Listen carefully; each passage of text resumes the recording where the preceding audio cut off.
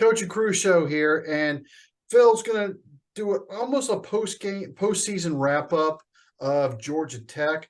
But I wanted to chime in first and make this comment and make this observation. So I'm going to let Phil expand off of this observation and then go from there. So my dad, who is now 73 years old, could run circles around us about with college football knowledge as recently as probably a decade ago, from the 60s to the 70s, the 80s, the 90s, even into the 2000s. Crushed us on picks, crushed us on useless knowledge, players, all that kind of stuff. And about the past 5 years, college football has taken a backseat to things like The Golden Bachelor and Dancing with the Stars. But for him to say earlier this weekend when we were watching the Georgia Tech game, and he said, "Oh, Hayes King, he's from Texas A&M." For him to still know that, that says something about you've had a star power in your quarterback. And I think that's some of the reasons why you are 6-6, and that's why y'all had a bowl game level season. So, Phil, that's my introduction to you. I'm going to turn it over to you for the overwhelming majority of this and let you go from there. Haynes King's huge. I think he's got NFL talent. He's got to work on it. As I've said in all my videos in the past month and a half, he's just a red shirt sophomore. So we've got to give him time to mature. I love his arm. I love his athletic ability with his running ability. I love that he can make every single throw out there. And I am really hoping that our NIL money can entice him to stay longer on the flats. Because without him, our offense truly does not function properly. But he's got some weapons to throw to. Our wide receivers are top notch, and they played pretty well for the most part. I think Singleton, as I've said, he's got real talent. He could play on Sundays eventually, but he had a case of the drops for the past month, and against Georgia, he started catching them. But he stepped out of bounds a couple of times, and that affected the game. When you're there in person, and you know me, I try to take notes all the time, but especially in that Georgia environment, there's not a lot of room to take notes, and you're yelling and screaming. You're not getting the replays that you do and the things that you get on TV. So we missed some of the things there. And one of the things I wanted to come back, because when I do my videos, I'm doing them 2 a.m. I'm tired. I just want to get it done. But when I come back, I rewatch the game on TV, pick up things that I missed, and then talk about things that I really wanted to talk about on my video and I just forgot about. I mean, the whole season, I slam the coaches because I'm criticizing them. I hold them to a higher standard than I do other coaches of other teams because they're my coaches on my team, and I want them to be perfect, and they're not. But I want to give them credit when credit's due.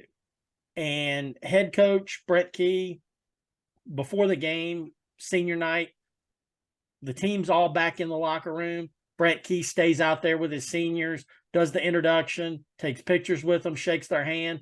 When most other coaches on senior night, they do it at half, they do it other times. But Key stayed out there with his seniors and spent time with them. And I thought that was a real class act. And I want to give him credit for that because he really did a good job of that kind of stuff. So I thought that was fantastic. And I like the offensive game plan. It was almost like we had a coach on our staff that had been at Georgia for years and knew what the strengths and weaknesses of the UGA team was and knew what they could do and what they couldn't do and take advantage of that. We did. And we did do that. And Buster had a game plan drawn up, and it's probably not the game plan I would have went with, but his game plan worked. He ran the ball at Georgia. We finally saw a passing concept where routes were overlapping, and that when they ran a pass play, there was a guy that was being schemed open. And we haven't seen that all season, but we saw it on Saturday night. And even though we only threw for 158 yards, our primary purpose on Saturday night was to run the ball and shorten the game, keep the game close, keep it within one score, and basically hope your defense can make a play at the end and steal a win from UGA. It almost worked, but it didn't. We lost. So, but I give Buster all the credit in the world for a great game plan. I thought Haynes King played fantastic Saturday night, even though his stats doesn't say so. He had 4 passes dropped. None of them were by Singleton. The other kids that dropped the ball, that hurt. That hurt bad. That hurt really, really bad. Because we had a wheel route to the running back that probably would have been 6 that was just dropped. And that's real unfortunate. We had to go off the field on a big 3rd down drop and a 4th down drop. It was just not good with the drops, and that hurt us right there. But I really think the coaching staff on offense did a real good job having a game plan against Georgia, and it kept us there. We moved the ball on them, and we made things happen. We kept the game close. You know, what I hated there and what we missed on Saturday night was, quite frankly, the biggest thing that I just couldn't stand and I was infuriated with. And Coach, I was texting you about it before the game. Our crowd sucks. The Georgia Tech crowd sucked, and they let the team down. And I'm being generous to say that Georgia was 60-40 at our own home stadium. It might have been worse than that. It might have been 70-30. But for our fans, season ticket holders, to sell their season tickets to those damn dogs, that's completely unacceptable. It needs to be a hostile environment when UGA comes in there, and our fans let the players down. No other way of putting it. The fans let the players down. The players deserve better fans than what we showed Saturday night. And if the fans don't like it, don't give your damn season tickets away. All right? Don't sell them. Keep them. Show up to the damn game, scream and yell, and keep the stadium from being red and black. All right? That's all we ask. And too many of those people didn't do that, and that just disgusts me. So if you're one of those people, you know, you can turn my show off. If you don't like what I said, it's the truth. So live with it. All right. Some of the things that we saw, you know, I can blame this on the defense. The defense is why we lost. Special teams wasn't any good. I don't know why we can't kick the ball out of the end zone, but we need to have a kicker that can kick the ball out of the end zone. We showed some man coverage scheme this weekend, and we don't do that much, but we did against Georgia. And I was pleasantly surprised with 3 of the cornerbacks, and I've been on them this year, so I'm going to give them props here. 10, 17, and 18, all on the outside playing man coverage, look pretty damn good and play damn good football. All right? I haven't said that all season about those 3 guys, but I'm saying it now. In a man coverage scheme, they were able to hang with those Georgia receivers, and even though Georgia players, they caught some passes on them, but we were right there with them. Sometimes those professionals on the other side make plays, and those other guys are getting paid to make those plays. That's for sure. And our kids aren't. So, and our kids was able to make plays for the most part on that. Now, we gave up a couple touchdowns. Not one of those that I mentioned, but there was another guy that obviously excels in the zone scheme and doesn't do very well in man, because he got turned around and got torched. And our inside slot guys got torched on the zone scheme too. I mean, on the man scheme. So they're more of a zone presence, so to speak. So that leads me to the question. Our safeties play better in a zone. Our corners play better in man. That's a problem. That is a concept problem. So in the offseason, we're going to have to look at that, because our outside zone coverage for corners isn't very good. But when we go to man, it's kind of shut down. So they play very, very well. But our safeties, they're supposed to be the heart and soul of this defense. When you go to man, not too good picking these guys up. It looked pretty bad. And walking a safety down into the box, and he's supposed to pick a running back up out of the backfield because he's in a dime and not doing it. Oh, giving up a big play. We just gave up way too many big plays when our safeties are trying to cover guys man-to-man, and it just did not work. It exposed our running a man scheme, exposed us for a lack of team speed on the inside, not the outside guys. The outside guys, they look like they could fly. But Our linebackers are slow, and that's not good. That's not good when you try to run some man. And we got exposed there with a lack of team speed there, and our safeties they couldn't get to the outside to shut down an outside run either. Georgia ran all over us.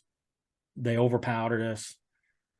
Having our defensive line hold up blockers and letting our linebackers make the tackle. We've only got one linebacker, Eford, that'll come and fill a hole. The other guys don't come up and fill holes. But when Eford's out there, Eford's a true Mike. He was out there playing outside, and he was just getting beat to the corner by those faster UGA running backs. So that did not work out well at all.